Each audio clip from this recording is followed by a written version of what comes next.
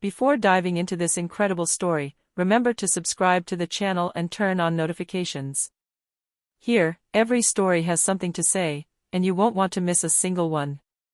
The rain fell in tight curtains that evening, washing the city streets but leaving behind a pungent odor of sewage and wet concrete. Marcus Thompson, a police officer for 10 years, patrolled alone in this forgotten corner of the metropolis. The pale light of the street lamps cast ominous shadows on the walls, and the wind carried with it the whispers of the city's unseen souls. Suddenly, a faint whimper caught his attention. He stopped, frowned, and followed the sound to a pile of abandoned garbage behind a dilapidated old building. Between the cardboard boxes and trash bags, he glimpsed a small, curled-up body. An infant, barely a few months old, shivering in the cold rain. His heart sank. Who could abandon such a fragile, innocent being? Marcus felt anger rising within him, but it was mingled with a profound sadness and an irrepressible protective instinct. He gently took the baby in his arms, pressing it against his chest to offer it a little human warmth. The little one flinched, but its large, dark eyes already seemed to recognize a glimmer of safety in this cruel world. At that precise moment, Marcus knew his life had just changed forever. He was no longer just a police officer tasked with protecting and serving, he was about to become the guardian of this abandoned little miracle. The outside world could be ruthless, but from now on, he promised to become a sanctuary for this baby. As he left the deserted neighborhood, the rain still falling, he felt a mixture of fear and hope. He didn't know how he would succeed, nor what battles he would have to fight to protect this child, but he was determined, this little being would never know the cold of the street or abandonment. And in this crash of rain and concrete, a new life had just begun, for the baby, and for Marcus Thompson himself. Marcus Thompson returned home, the baby still swaddled against his chest. His modest but cozy apartment seemed eerily silent after the chaos of the rain and sirens of the city. He gently laid the tiny being on the sofa and knelt beside it, watching every fragile movement. The infant opened its large, dark eyes, and Marcus felt his heart sink even deeper. He couldn't imagine such an innocent creature being abandoned in the garbage, like a piece of society's refuse. He took out his phone and called his close friend, Angela Reed, a nurse at the local hospital, hoping to get immediate help. "Angela. I found a baby, it's outside, in the rain. I don't know what to do," he said, his voice trembling but determined. Angela arrived quickly, armed with warm blankets and sterile bottles. She examined the baby and confirmed that he was healthy, but hungry and cold. "Marcus needs constant care. You can't just leave him here," she said gently. Marcus nodded, aware that his life had just changed dramatically. The idea of bringing the baby home was audacious, but he couldn't imagine entrusting him to a system that sometimes failed the most vulnerable children. His instinct compelled him to protect him, no matter the cost.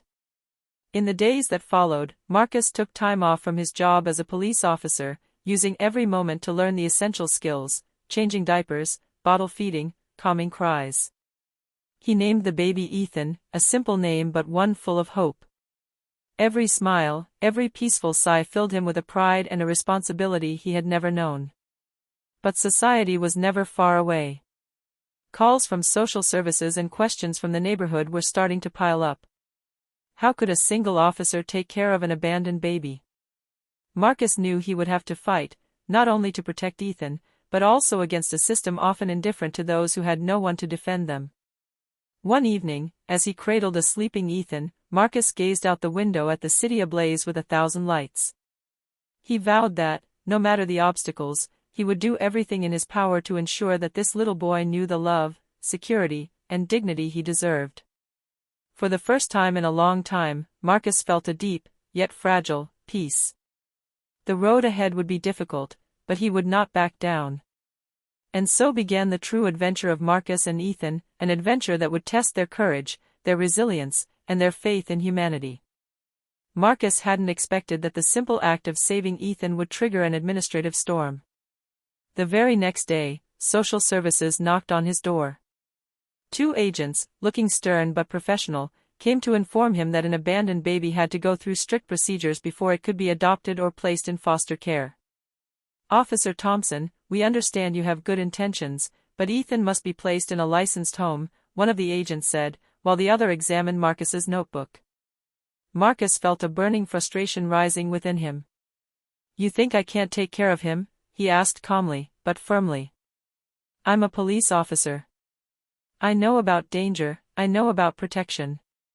I can't just leave this baby with strangers who are going to take him to a foster home." Despite his arguments, the legal process was relentless. He had to prove his financial stability, his parenting skills, and undergo psychological and domestic evaluations. Marcus knew these obstacles didn't just come from the system. Some of his colleagues and neighbors regarded him with skepticism. A black, single police officer raising an abandoned child? For many, it was improbable, even scandalous.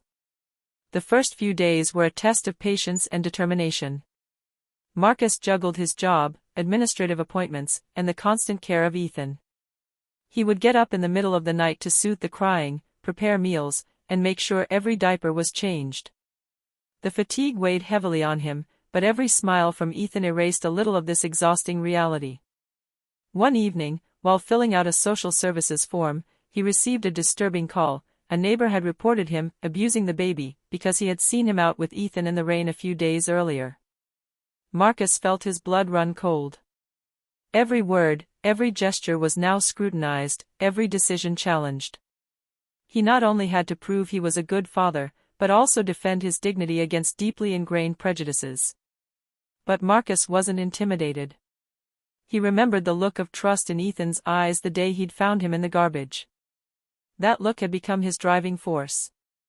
"No matter what they think," he murmured, cradling the baby, "I will protect this child. I will make sure he knows he is loved and that he has a family, even if I have to fight this battle alone." Outside, the city continued its incessant cacophony of sirens and horns, but inside that modest apartment, an unbreakable bond was being forged between a father and his son. And Marcus knew that this bond would be his greatest weapon against a world often unjust and cruel. Weeks passed, and Marcus was beginning to settle into his new life. But the calm was deceptive. One evening, returning from an exhausting patrol, he found his apartment in disarray. Ethan's bedroom door was ajar, and the baby was no longer in its crib. Marcus's heart raced. "Ethan," he shouted, panic in his voice. He ran through the apartment, lifted the curtains, checked the balcony and every nook and cranny. Then, a familiar cry caught his attention from the hallway. An elderly neighbor was holding Ethan in her arms, tears in her eyes. I found him outside, he'd crawled all the way into the lobby," she stammered. Marcus felt a wave of relief, but it was quickly replaced by anger and fear. How could a baby be so vulnerable? He realized he had to secure his apartment and protect Ethan from all possible dangers, even those that seemed to come from outside.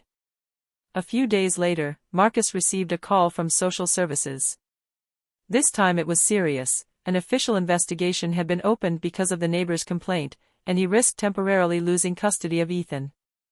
The words echoed in his head: endangerment, incompetence, non-compliance with standards. Marcus knew every minute counted. Determined, he prepared for the hearing. He gathered all the documents proving his stability, testimonies from his colleagues, and even evidence of the care he provided Ethan daily. But most importantly, it was the human connection. He knew that nothing could replace the love and devotion he showed Ethan every day. During the hearing, the officers and the judge asked difficult questions, some tinged with skepticism, others veiled with prejudice. Why should a single officer have to raise a baby alone? One of them asked. Marcus replied calmly and with conviction, because there's no substitute for love, safety, and attention. I'm not perfect, but I'll do everything humanly possible to protect this baby. The judge, impressed by his determination and the tangible evidence of Ethan's well-being, decided to grant him temporary custody, with regular monitoring visits. Marcus felt an immense weight lift from his shoulders. But he knew the battle wasn't over. The adoption still had to be legalized, and he would have to face a world that doubted his ability to be a loving father. That night, as he rocked Ethan to sleep, Marcus whispered, "No matter the obstacles, I will never let you down, my boy." And in that peaceful gaze, he found a new strength, ready to face any battle to come. Months passed, and Marcus began to understand what it meant to be a full-fledged father. The sleepless nights, the incessant crying, the trips to the emergency room, and the legal paperwork were no longer just obstacles, they had become proof of his commitment, of his unconditional love for Ethan. But a new challenge arose when a man showed up at the police station claiming to be a distant relative of the baby. The tension rose instantly. Marcus felt his heart clench, knowing his entire life could change in an instant. The man, elderly and nervous, was demanding legal custody, and the legal process seemed poised to place Ethan into the hands of strangers. The battle then moved to the courtroom. Armed with witness statements, evidence, and his unique bond with Ethan, Marcus calmly explained every detail, the daily care, the tender moments, the child's progress, and above all, the constant security and love he provided. After several hours of deliberation, the judge observed Marcus with a mixture of gravity and respect. Finally, the verdict came down. The judge recognized Marcus as the legal guardian and authorized the official adoption. The words resonated like a liberation. After so much fear, uncertainty, and struggle, Marcus and Ethan could finally begin their real life together. That evening, in their now safe apartment, Marcus cradled Ethan in his sleep.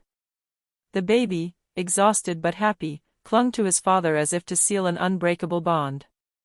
Marcus kissed his forehead and whispered, "You're mine, and I'll always be there for you. No one will ever be able to separate us." The trials had forged something stronger than fear or adversity, a pure love, an unbreakable bond, and the certainty that, no matter what the outside world held, they would always be together. And while the city continued its tumult outside, inside this apartment, peace finally reigned. Marcus Thompson had saved an abandoned baby, but more than that, he had found a new meaning to his life, a meaning made of protection, love and hope.